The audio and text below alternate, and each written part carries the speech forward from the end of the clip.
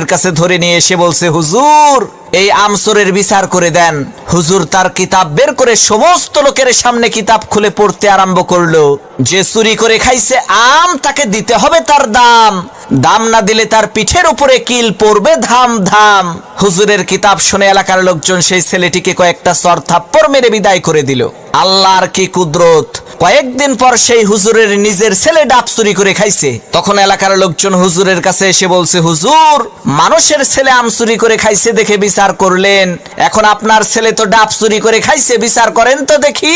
লোকদের কথা শুনে হুজুর তার কিতাব বের করে বলল, ভাইরা আমার, কিতাবে লেখা আছে যে চুরি করে খাইছে ডাব তার হয় নাই কোনো পাপ।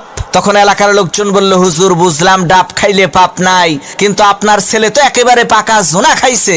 হুজুর তখন কিতাব থেকে পড়লো, যে খাইলো জোনা তার নাই কোনো গুনাহ।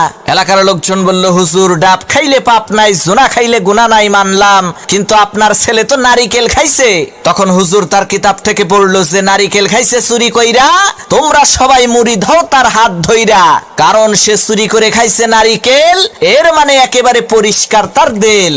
তখন এলাকার লোকজন বলল, সর্বনাশ, হুজুর আপনার ছেলের বিচার করার কোনো দরকার নাই, আপনি আমাদের ছেলেরই বিচার কইরেন তাই হবে।